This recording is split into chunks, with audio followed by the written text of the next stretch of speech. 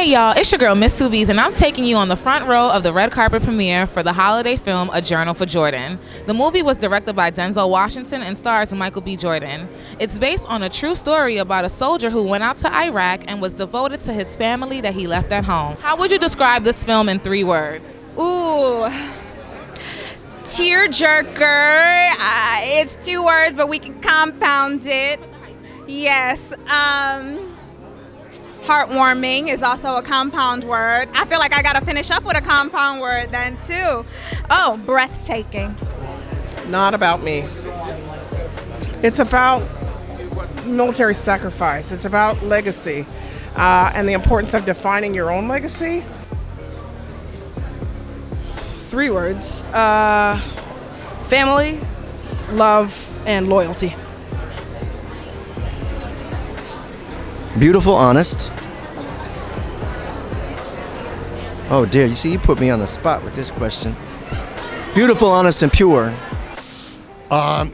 It's about love. It's about love. It's about sacrifice.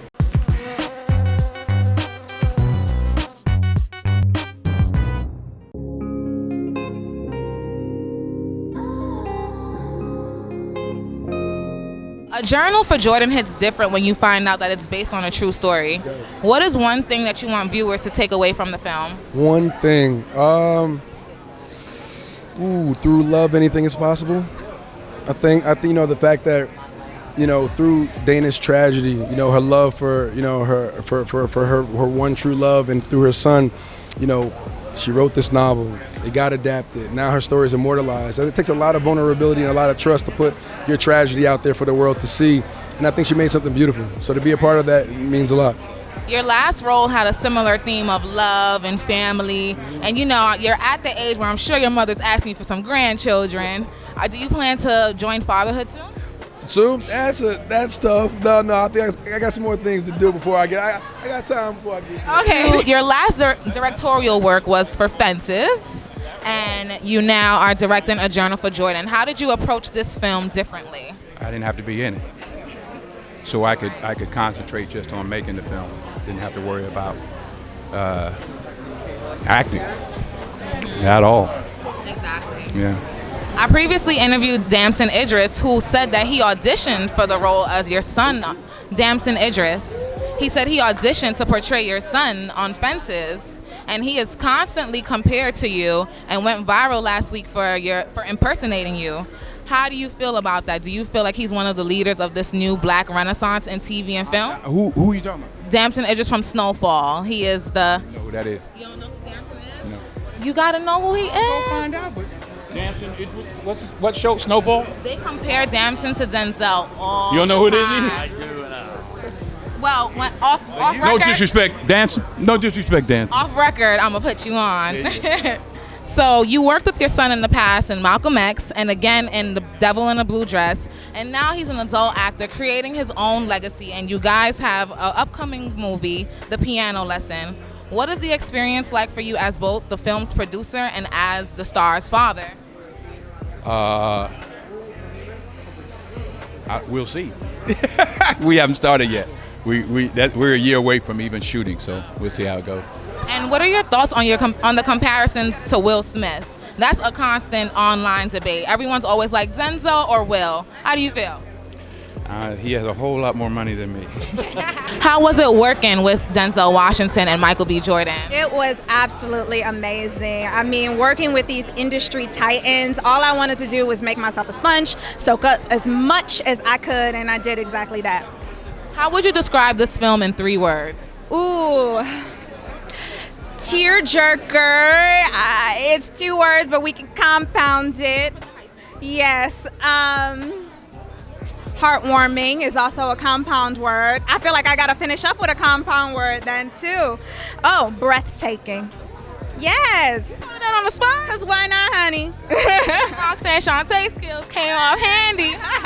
Yes, I gotta thank her. So the promo says introducing, but the hip hop heads, we know you for your work in the biopic. Yes, ma'am. How was it different portraying Dana versus Roxanne Chanté, who was also a real character? Like you're playing real character. So how was the difference? So the difference was when I did Roxanne, I was doing a biopic of a person, right? So it was about getting everything right about this person. Denzel was very adamant of explaining to me from the first day that this was not a biopic about one person. It was a biopic about a love that they shared. And so that was what was most important about getting in this story. So I think that was the biggest difference for me. And you're the self-proclaimed Detroit princess. Yes, you are, and you join in Felicia Rashad and the Skeleton Crew, which is a Broadway show about a Detroit auto factory. What does it mean to you to be able to represent your city with another industry titan? Yeah, it means the absolute world. I mean, the play is written by Dominique Maruso, who went to my high school. We studied under the same mentor, and so to be able to tell a story about my community and my culture means the absolute world, and to just be able to bring it on a Broadway stage, a dream come true. And Broadway is so much different in comparison to... It is, but I'm a theater girl. That's how I fell in love with acting. I went to school for it. So, it's like returning to home, literally, quite literally. So where can fans expect to see you in 2022?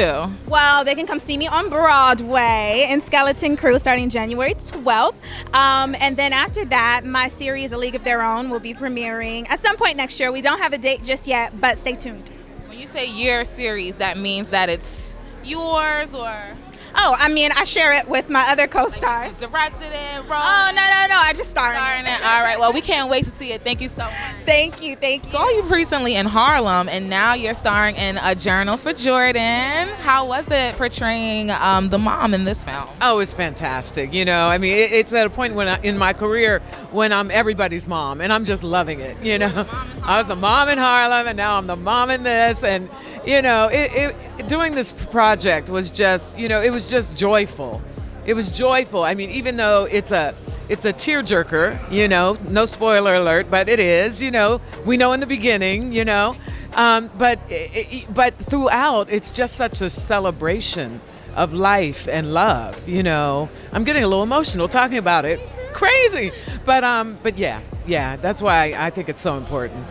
So you portray a mom, you're everyone's mom now, and you get a chance to work with what we consider the new leaders of the Black Renaissance, being Michael B. Jordan, Tyler Leppy, Megan Good. How is it working with them? It's wonderful working with them, and I certainly don't want to leave out Chanté Adams, who is in this picture tonight. And Chanté is also my fellow Carnegie Mellon alum as well, so we share that together. So getting on set together with her, and her telling me that when I came to Carnegie Mellon to speak when she was an undergrad, and how that inspired her, I burst into tears when we met, So it's just really special. It's extremely special. It's so exciting to see all of these young Black actors, doing their thing, leading, and it's just really fantastic.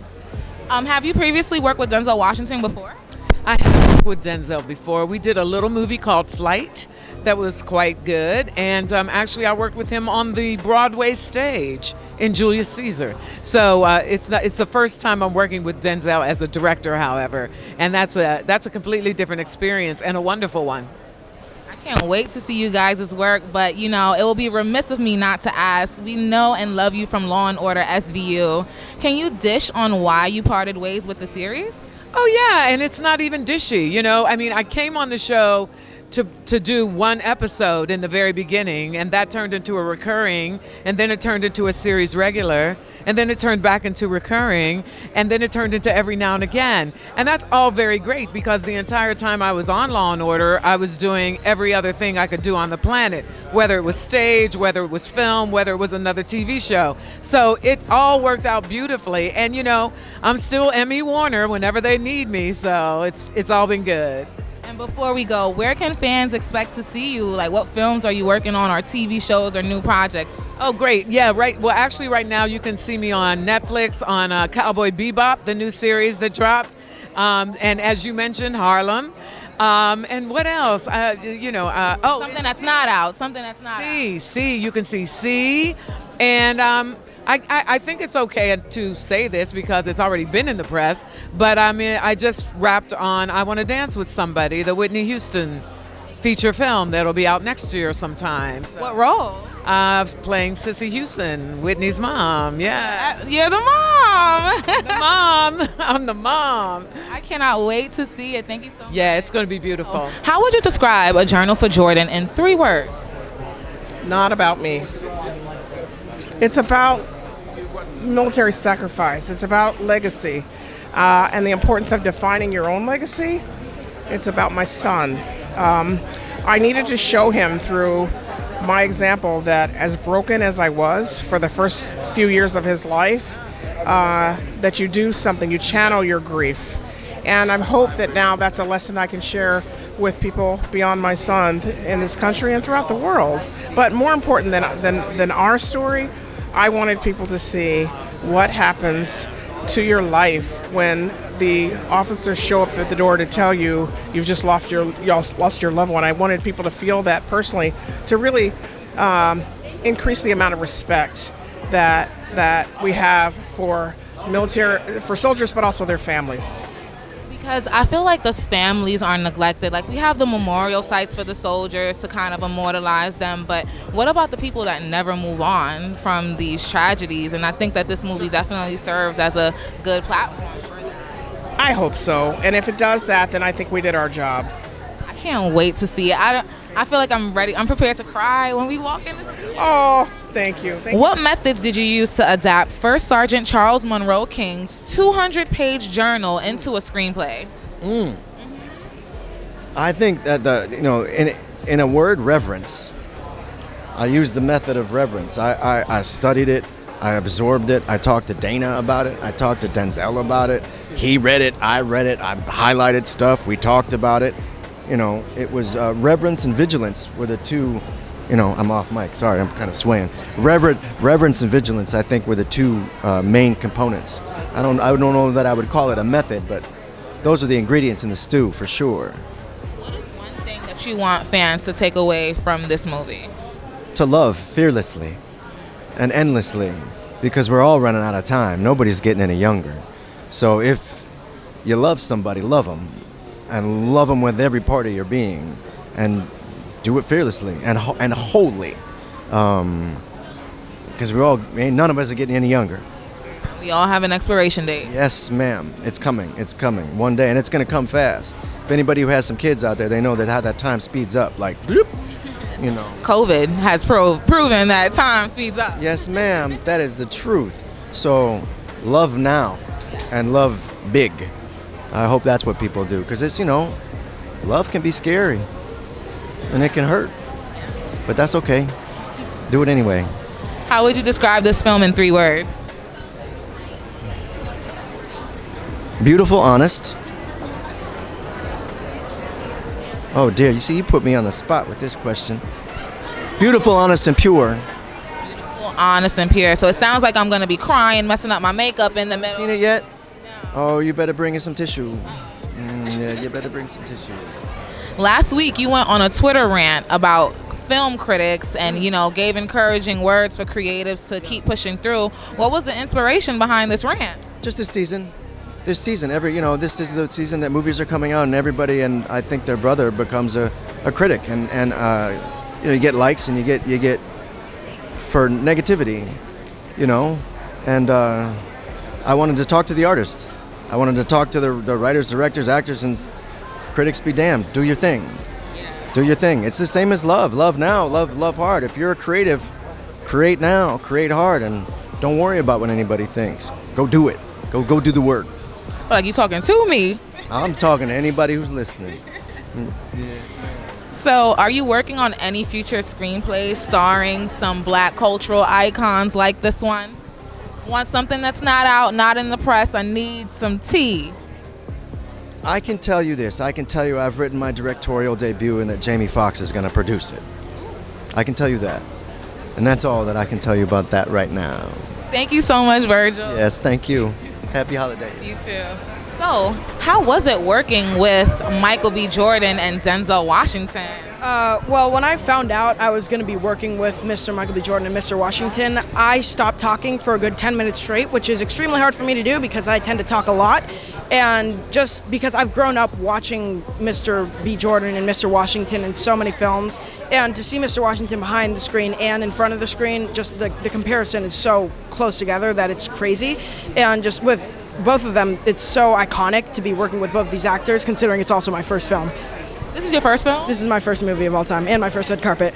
Oh my God, your first film. You got it alongside Michael B. Jordan, directed by Denzel Washington. How was the audition process? Well, the audition process was, when I first got the audition, it was like back in September. I was really excited to have this opportunity to work with them, and recently in my life I had lost a father figure, so seeing that Jordan had also, not to death, but like just not in my life, but seeing as Jordan had gone through this in his life, it kind of gave me a bit of a personal connection, so I would emotionally prepare myself by just going in my room, going through all the pain that Jordan had to go through, and then I had a director session with Mr. Washington in person. It was really amazing just to work with him in person, even before I got the role. That is amazing. So, how would you describe this film in like 3 words? 3 words. Family, love, and loyalty. I love that. I love that. Thank you so much. I cannot wait to see your performance as Jordan. Thank you. How did you approach composing this film? I know that you did the composition for Fences as well. How was it different from A Journal for Jordan? Well, at first we both thought, Denzel and I, that this was going to be very sparse, very little music, very naturalistic. And then as we started to work, we found that the story wanted more and more. So the score almost doubled in size, from like about half an hour to an hour of music. And it was a blast. You know, Denzel is the best to work for and to work with. He understands artists. He lets you do your job, gives you plenty of support and direction, but a lot of freedom too. And you know, we had a nice sort of shorthand by now after working on Fences, and it was just the only problem with the project is that it was over, you know, and that we had to go, you know, because it's so great to work with him. He's such an inspiring person. How would you describe this film in 3 words? It's about love.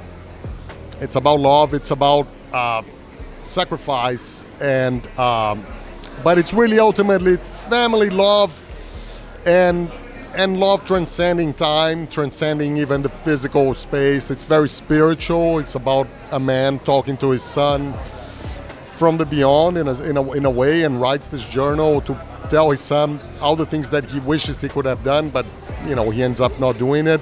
But ultimately it's about love. It was very important that even with all the tragedy and all the drama that happens, Denzel really wanted us to leave the movie feeling like this movie is about love and about the power of love to transcend everything. Yeah. I cannot wait to hear how the music helps tell the story. Thank you so much, Marcel. Thank you so much, Ebony. And that is a wrap, folks. That was The Front Row on Tubi's TV. Subscribe to the YouTube channel to enjoy the interviews with the cast members, including Michael B. Jordan and Denzel Washington.